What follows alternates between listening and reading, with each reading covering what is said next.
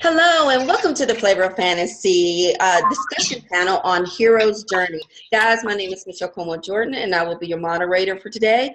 And I'm so excited because today joining me are some very, very talented fantasy authors. So I'm excited to just jump into the chat with them. I will say just a couple things about myself. I'm also a fantasy writer, new adult, young adult. I write primarily paranormal, and steampunk. So that's enough about me. Let's just go on to Teri. Tell us about yourself. Hi. I have an extremely diverse and eclectic background. I have done everything from making swords and suits of armor for a living to training animals, horses, working with rescue animals, and background with education. And I think the one thing is that all of my work is really drawn on connecting to the intuitive and helping people to step into their gifts and discover their strengths. And that's what I bring to my writing. Very, very cool. Laxmi. Hi, I'm Laxmi. I am originally from Bombay. I now live in London. I used to have a previous life when I worked in TV marketing. I helped launch many TV channels, including the Sci-Fi channel in Europe, and I also worked for MTV. But I've been writing young adult fiction, well, actually more speculative fiction over the past 5 years. And I seem to specialize in angry young girl heroes at the moment. That's my theme. So pleased to be here, and I'm really pleased to be able to talk about the hero's journey, which for me personally means so much on many different levels. Very cool, very cool. All right, and Devorah. I'm Devorah Fox. I'm glad to be here. I write in a variety of genres, including nonfiction. I have a 500-page textbook on how to drive an 18-wheeler. Gotta read that. I just do.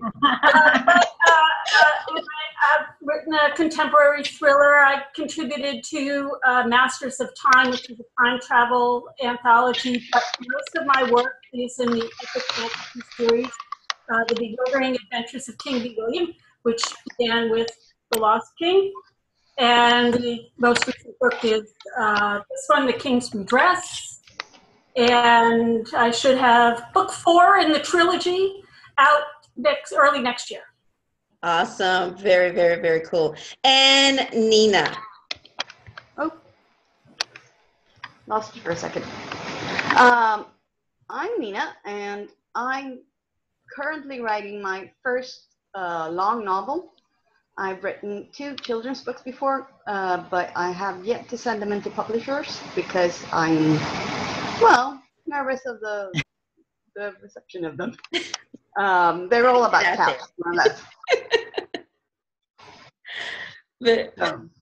Very cool. Well, I'm glad you're joining us today, and we're really excited. So, ladies, we are going to get started. And the viewers, the reason Devorah and myself are dressed so differently because it is fantasy, and we want to have reasons to wear our cosplay outfit, right? That'd be great. All right. All right, ladies. What we're going to do, we're going to start off with this awesome question right here. The masculine paradigm is to conquer something. It's either external or internal. What might be a more feminine model? What would a more feminine model look like about balancing or harmonizing? And that was submitted by the wonderful Teri, and I don't know if I did that justice, but I'm putting that out there, and we will start with Teri, who will re-summarize that if she to help me out. Is that going to me, or is that just in general? To you. Yes, we're going to move it around. What are your thoughts? On the difference between the masculine and the feminine as a hero's journey, I would say that, as you said, the masculine is a lot more about conquest, and I think that the female role is a lot more about creation, inception, assimilation, bringing understanding and insight and perspective. In the male paradigm, I think that it's more about there's a winner and a loser. In a female paradigm, you're looking for win-wins where everybody benefits kind of solutions. Mm-hmm. And I think that in the feminine paradigm, that it's more about a connection to the bigger picture and not just immediate. Like a lot of our current heroes' journeys are about dystopian environments. True. And it's powerful. I mean, I'm not selling that short in the least, but it's about immediate concerns as opposed to what's our place within a bigger picture. Mm-hmm. I think those are kind of the distinctions. It's like microcosm and macrocosm. Very cool. Laxmi. Yeah, I think I kind of spent some time thinking about this, and I have to say I keep coming back to not wanting to differentiate between the masculine and the feminine, primarily because I think a lot of the emotions that one had traditionally thought of as being masculine, you know, which is being aggressive, being more immediate, perhaps being more violent or direct, I find in the contemporary world, perhaps a feminine force needs to have as much of that. And so I would say the only difference is that perhaps for a feminine paradigm, you have everything the masculine has. So, you know, you have to be quite forthright, you have to be quite direct, but perhaps there is a lot more empathy, empathy for the people with you, empathy for perhaps the opposition, but also empathy with yourself. And so it's almost, if I may call it, a velvet glove versus an iron fist, if that if that helps. Yeah. So yeah, that's how I feel. Very cool. Love that. Devorah. Yeah, I think of the hero's journey as a learning process. The hero has something to learn, and we see a lot of the milestones in that journey for male characters being marked by a show of physical prowess at first, and not so much for female heroines, because physical prowess isn't on the top of our list of skills. And yet the really satisfying hero's journeys for male and female is when the hero learns something about himself, or the heroine learns something about herself that doesn't really have anything to do with physical power. They are personal, intellectual, metaphysical, personality challenges, lessons. And so for the really great hero's journey stories, I don't see that there's a lot of difference between a hero and a heroine. They both have the same path to walk and want to arrive happily ever after. Very cool. Well said. Nina? I agree with Devorah a lot. I believe, though, that there are different ways of accomplishing or going through that journey.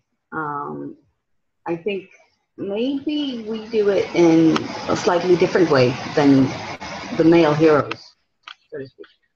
I've also looked a lot at the, looking down now because the papers I have in my hand. That's okay. I've looked at Maureen Murdoch's The Heroine's Journey, which she developed for mainly, I think, to strengthen women, not so much as a literary device, if you will. And it's got similar steps, but not quite the same. So do you want me to read the steps or show you the picture? Or? Sure. Quickly go right ahead. Yeah. The heroine's journey would be, number 1, shift from the feminine to the masculine. Number 2, the road of trials. Number 3, the illusion of success. Number 5, number 4 is missing. Interesting. See, there. The illusion of success. The descent, the meeting with the goddess, the reconciliation with the feminine, the reincorporation of the masculine, and then the union. So it's in a way, I think she's looking at it in a way that the heroine thinks that she needs to be masculine and turns herself into quite a masculine character. And then after a while, she understands that she can't be female nor masculine in the extreme, but she has to have both. I like that, to have a balance. Journey. Okay, that's very cool. Balance. All right. And you brought up a really, an awesome point, which I'm going to throw out to everyone. As female writers of fantasy, whether it's steampunk, dystopian, epic, high fantasy, urban fantasy, whatever the case may be, do you primarily write from a heroine's point of view? Have you ever a female point of view, or have you written from the male? And also it's a two-parter. What makes a strong heroine? I think I said that right, Teri?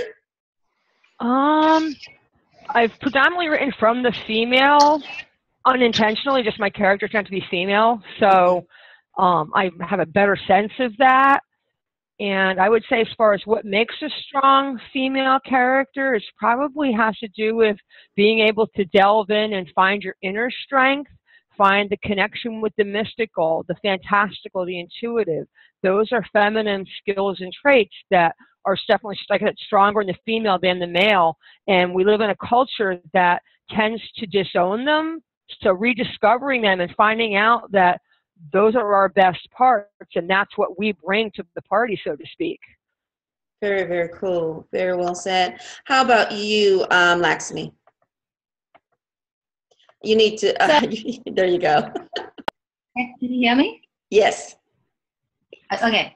My first series was written from the point of view of an angry young girl, and then as it turned out, her male protagonist, obviously a lot of the women like the male protagonist, so I ended up writing his story, and then I made this interesting discovery that my heroines so this is how I see in terms of the challenge for my heroines, which is to, while they are overcoming external challenges, the real challenge is to discover their feminine side, because I think when you get put into difficult situations, you as a woman, you automatically draw on your masculine side many times because you want those kind of really strong emotions. I wouldn't say necessarily aggressive, but a lot of strong emotions. But actually the challenge then becomes to also nourish your feminine side. And often the journey I find for my heroines, therefore, is to actually rediscover the feminine side and bring it to the fore. Whereas interestingly, I find when I write my heroes, my heroes are always shown in a warmer light, Mm-hmm.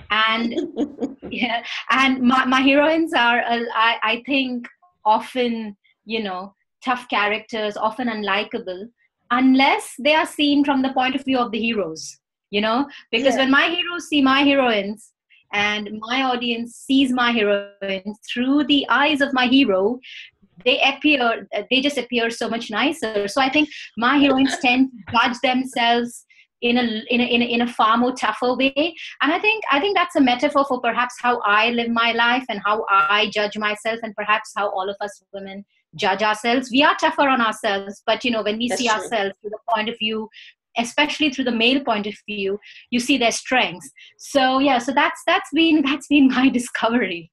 I love that. I have the same situation when I write. My females are not as likable, and I'm not sure, but I like how you said that. Maybe there are parts that I'm working with. Devorah. Well, the Bewildering Adventures of King B. William obviously is a man's story, and yes, the whole epic fantasy is from a single character viewpoint, King B. William. It's a man's viewpoint. I definitely see this as a hero's journey. This is a big learning curve for him. Now, there are a number of strong women in it, And being a heroine means that they stand up for themselves. They believe in themselves. They stand up for themselves. Sometimes they have to show that in battle, because those are the terms that the men around them understand. Other times they stand up for themselves in other ways, and the men around them learn something new by knowing them. So it's a learning curve for everybody in this little fictional universe. But that's what I think about women. Yes, sometimes we have to use what appear to be masculine forms of expression so that people understand, or even will stop and listen. We have to hit them overhead with a 2x4 to get their attention. That isn't really what we're about. It's the end point is really about having confidence in ourselves and standing up for ourselves and getting respect for ourselves. I love that. Very well said. And I see that artist, pirate punk artist, Betty, has joined us, and we will be right with you, Betty. We would love for you to introduce yourself in a second. We're going to let Nina answer, discuss her thoughts. Well, I write about a young female and a male cat. They're my sort of main characters. Okay. That sort of makes it slightly harder from the cat's point of view, but from the male cat's point of view. Right. But so I try to do both points of view and both sort of journeys, if you will. Okay. Her journey is going to be mainly about finding herself, which I guess is, in a way, the male, the hero's journey, but also the female's journey. So that's sort of where they conjoin, I guess. If that's the word. Well, I sort of looked at. I've sort of looked to the. Are you there? I'm here. Ah, I'm seeing somebody else on my screen, but I've sort of looked. The ego. But not so much at the heroines. But I just write. You just write, and I think that the majority of authors. What do you guys think? The floor is open on that. Do you think that there's really no conscious thought to when we sit down and create a character? It's just what comes to mind. Thoughts, comments. What do you think, Teri? Devorah, Laxmi. I think it's a little bit of both for me. I just start out with an idea. It's almost like a character just says hi, and writing is kind of like finding out who they are rather than deciding who they are. Let's just start going and see what happens. Right. And they reveal themselves. The same way if you met a friend, how do you find out who they are? True. Through experiences and interactions, you find out things about them. And I think for me, at least, the writing process is kind of like that, where I go, oh, that's interesting. Didn't know that. And I think that is really kind of, and then there are times you actually do have to kind of mechanically kind of make some decisions and fill in things that are true to character, but that also are true to the story. And that's where conflict and plot kind of work their way. Just whatever works. I'm going to go ahead and bring Betty into the conversation. This is, for all the viewers, steampunk artist Betty. Betty, are you there? Is Betty Cornett Smith? Do you guys have a connection with me? Because I'm actually out in the country. Oh, okay. How are you doing? Thanks for joining us. And I'm really good. Okay. Well, what we're going to do, Betty, are you at a point where you're able to tell about yourself, or do we? I'm going to let you work on the camera. We're going to go ahead and throw out another question, and then we'll come back. Are you ready? All right. What we're going to do. Okay. All right. I have another question for you guys. Do you feel that in fantasy, the ideal of the hero's journey is more of a westernized ideal, or no? I mean, I know we have, it's pretty much international here. We have authors, so I'm gonna throw that on out there. Teri? Actually, I was just giving that some thought before we went online. And one of the things I was thinking about is the background as a shamanic practitioner and in anthropology is that Western culture, regardless of where it is, we don't have the same rites of passage that traditional cultures have, where young children get a chance to discover who they are, how they face adversity, and learn their adult roles within their communities. And so I think the hero's journey is starting to take that place of that transitionary point when you're stepping into an adult role and finding out what your adult role is and exploring your adult identity. Very, very cool. How about you, Laxmi? So I think, well, and I think largely so if you look at stories, if you look at mythology in the East as well, largely it follows the hero's journey route. However, I think there is a lot more hidden forces and hidden emotions and a lot more of the unsaid when, and my stories, I draw a lot on my growing years in India, in Bombay, and, I'm very much a product of the East and the West. And so I think there's just a lot more unsaid.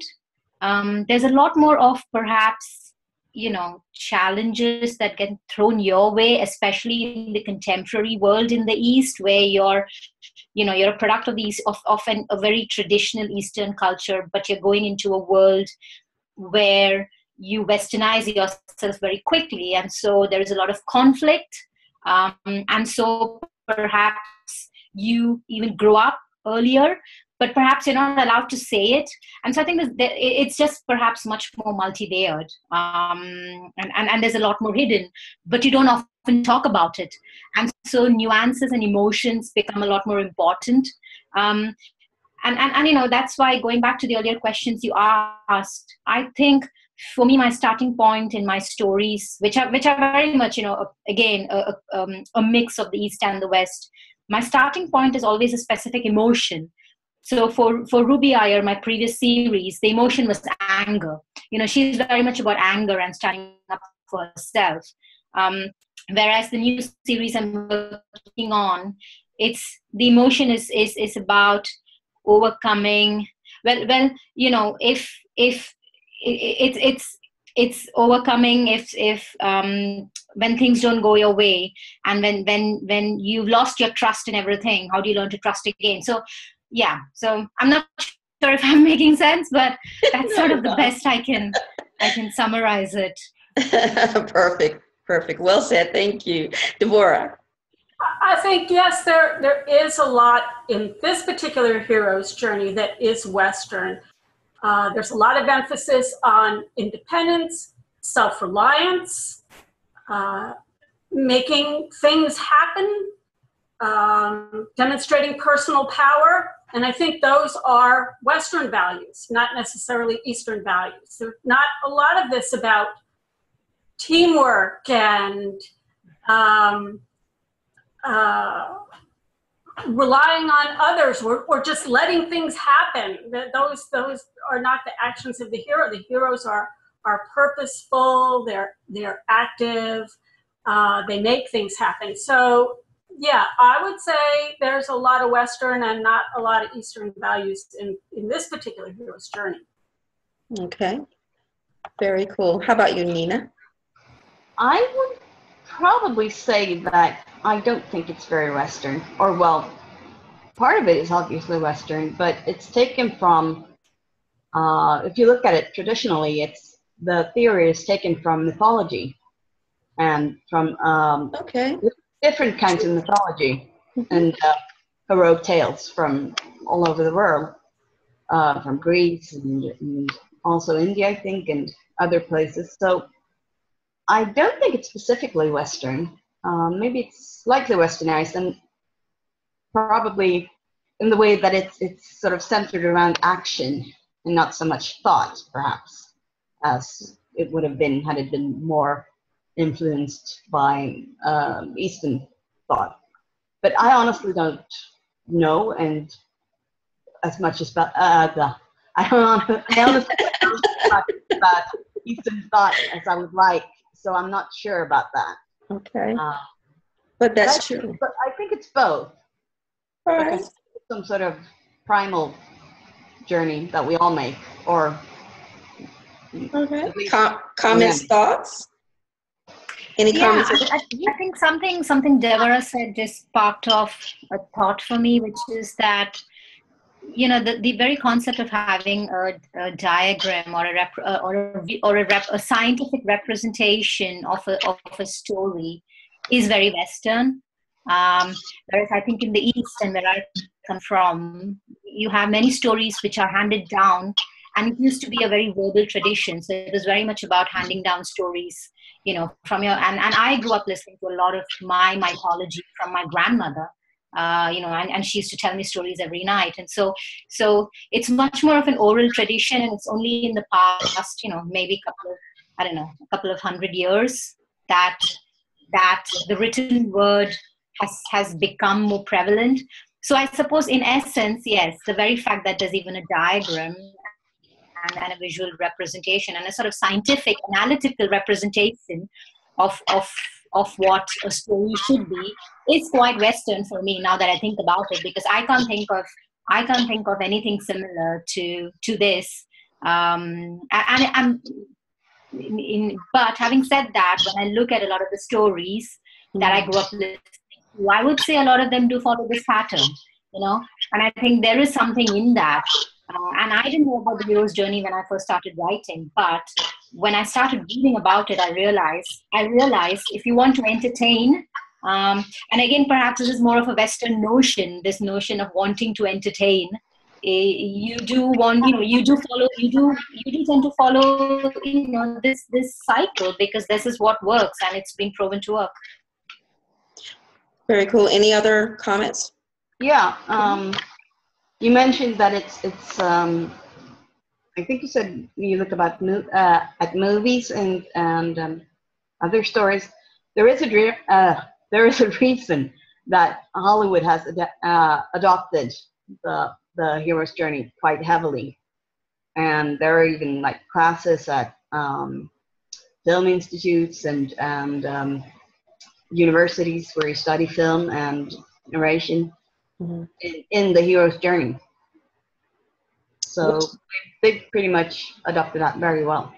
Okay. And why do you believe that the hero's journey is so important to the fantasy genre specifically? And I think one of you made a point that more so the Westernized is for entertainment. I believe that was Laxmi, but maybe in the Greek or, you know, those myths, were they more so teaching, you know, lessons or things like that? So that's a good point. So why do you think it is so important, and have we strayed away from the ideal of what the hero's journey was actually about? If we are in agreement that it started more so with the Greeks as far as those myths, how do we veer so far off? Teri, what are your thoughts? All right, so I think that's a two-part answer. And actually, you're right, Nina. It's good to remind that the hero's journey started way back. I mean, this is some of the earliest stories of all are about transformation. And I think my commentary on that is more about how it has become, the hero's journey is more a young adult journey now than I think it has been in traditional mythology. Yes. That, as I said, it's more of a rite of passage of becoming an adult than it is about the adult who hasn't figured it out. So maybe the hero's journey now is kind of the next generation of let's figure it out before we're an adult. Mm-hmm. So we don't have to go back and do it later when we're 40 and have already screwed up. I know, right? But as far as why it's so important, as I said, I think that, again, it goes to that rite of passage that is so missing from modern culture. And it's a journey of transformation. It's a journey of discovery. And I think one of the reasons it's so prevalent in modern culture, I don't want to say limit it to Western culture, is because, especially in fantasy, it's about reconnecting to the mystical, to the mythic, to the cosmic. And in Western culture, so much is done for us, explained for us, but whether it's science or technology or even our media, there's so much that's no longer left to the imagination. And there's so much in this universe we really don't understand. So I think fantasy is helping us to remind us that there's more than we see. Yes. I mean, what is it? Everything we can see is only 1% of the universe. Mm-hmm. Yeah. That's a lot. Yeah. I love that. I love that. Laxmi? Yeah, I think, Teri made some really important points. And personally, for me, what affirmed my belief in the hero's journey is because I found my journey as a writer is very similar to the hero's journey. And it's almost, well, as I write, I seem to be peeling back the layers and identifying with a lot of the unsaid inside me. And sometimes I do question if it's because where I grew up, in a very traditional Indian culture in India, where you often did not share a lot of the emotions that were inside you, and which I think as a teenager, I found it very, very difficult as a very rebellious teenager growing up in a traditional society. And I think that's the reason why I write YA, because, I tap into a lot of those feelings which are still there with me from when I was 16, 17, 18. And so for me, I think I'm on my own hero's journey. And I think, a lot of we writers are on a hero's journey. And that's what affirmed my belief in it. And I think the only way it's changed, and I think this is maybe more a comment on how everybody, especially our audience, well, my audience, the young adult audience, is quite, because they have access to so much of media and they're so distracted. I think the only difference is perhaps the leap into the special world is much quicker. I certainly find, I have perhaps less than a page to do a setup of the ordinary world. I need to push my hero or my heroine very quickly into this extraordinary world so that I can plunge my readers into the action and perhaps set up the special world much later. So I think that's maybe the only way that's perhaps the slight modification for me on the traditional hero's journey. Very cool. Awesome. Devorah? Well, I found that the paradigm of the hero's journey very compelling, because clearly it was a time-tested way to tell a story. So why not start with a successful method? And yes, we do want to entertain because we want people to read the book. We want them to read the whole thing. But I think also, I know I'm interested in the transformational aspect of it. And while I have been told that the King B. Williams stories would be good for young readers, what I found most rewarding was to be told by grown-ups, I mean really grown-ups, like my age, that the books were transformational. Right. That was just really astounding. That's why I keep writing them, and why I follow that hero's journey, because it does seem to me a good way to make a point in a way that's entertaining, that speaks captivatingly, and is cross-cultural in many ways. Very, very cool. Awesome. And Nina? Yeah, first, as a reader of fantasy, I have to say that not all fantasy are hero's journey based. That's true. There are other paradigms and other ways of writing in fantasy. But, I mean, obviously, yes, since it's very epic. And above all, when we think of fantasy, we think of epic fantasy, I guess. Mm-hmm. So the epic fantasy is very much based on the hero's journey. And the second question I forgot. I think. Oh my goodness. I forgot. You forgot it too? Well, that was good. Oh my goodness. Yep, it's gone. But I answered it. You're like, that works. Well, we are down to time, actually, ladies. We and I think it's been an awesome discussion, and I think this discussion could actually go on, and so I think we've just touched the tip of it. But thank you so much for joining us. What we're going to do is, please tell us about any upcoming events, releases. Let the viewers know where they can find you, Teri. Yeah, I am in the process of doing some final edits and going through proof copies of Cafe the Hungry Ghosts, which is paranormal fantasy. Doesn't fit into a genre, metaphysical kind of a story. It's about a young shaman and confronting forces out in the cosmos, and also the regular normal world. You can find me on Facebook. I'm in the process of putting up a page for my book. So right now I am predominantly, words, tricky. Good thing I write and not speak. But I have a Facebook page where you can find me. I try and post all kinds of interesting things about fantasy, science fiction, and things that are relevant to the genre, as well as shamanism and mystical things. Very, very cool. Laxmi. So I am in the process of writing the 4th and the 5th novels of the Ruby Iyer series. I do have a copy here, and that's an old cover, but I still like it a lot. So I'm going to show it here. Awesome. I have the next 2 books in the Ruby Iyer series coming out, and then I also have a short story called Untamed coming out in a that I'm writing with a few other speculative fiction writers, called the Uncommon Bodies Anthology, coming out in a few weeks' time.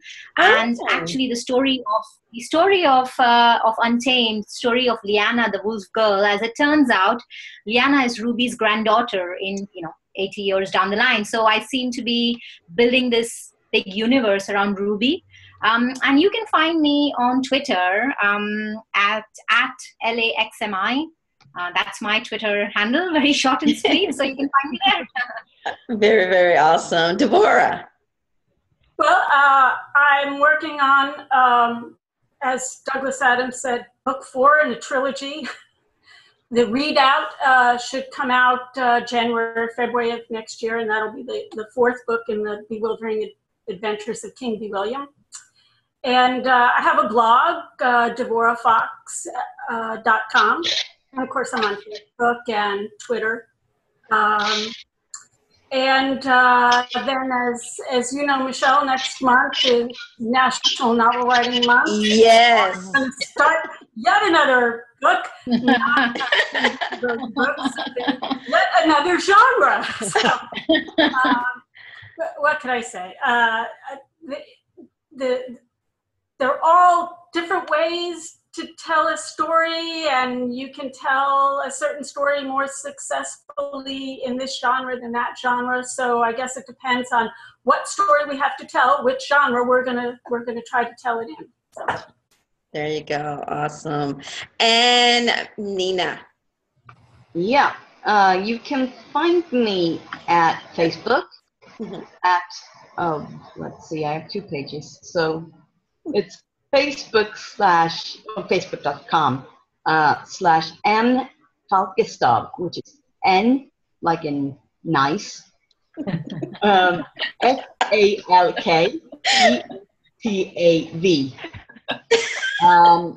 I also have a Twitter account under the same name. Okay. And I'm trying to get my homepage up and online, which is difficult because I have no technology knowledge whatsoever. The net hates me. And I am trying to finish my first novel, which I hope will be finished. Yes. During NaNoWriMo, or slightly thereafter around New Year's, depending. Okay. Or at least the first draft will be. Awesome. Well, awesome. And next year. well, we look forward to seeing you out there, your book out there. So congratulations. And I definitely wish that we can visit you over there in Sweden. And Laxmi, oh my goodness, you both. It's nighttime, correct? It's evening where you are. Yeah, it's 9:20, so it's not too late. Not too late. Not too late for a Saturday night. Here it's 10:20. It's 10:20. Oh my goodness. Well, thank you all for joining us, and just it was a wonderful talk, ladies, and a wonderful chat. And everyone, all the viewers, thank you so much for hanging out with us for a little while. We're hoping, thank you. We're hoping that you're enjoying yourselves at the event. You know, make sure that you join all of the fantasy days, whatever your favorite may be. Steampunk, no, I'm just joking. Whatever it may be. We're hoping that you're enjoying yourselves, and also look after the event. There will possibly be some discussion roundtables set up more like this, non-moderated, but more authors getting together, chatting on topics. So you look at them on the Flavor of Fantasy main page. But anyway, thanks for hanging out with us, guys. Have a great week. I hope you're enjoying yourselves, ladies. Thanks so much. Bye-bye. Bye. Bye-bye. Bye-bye. Bye.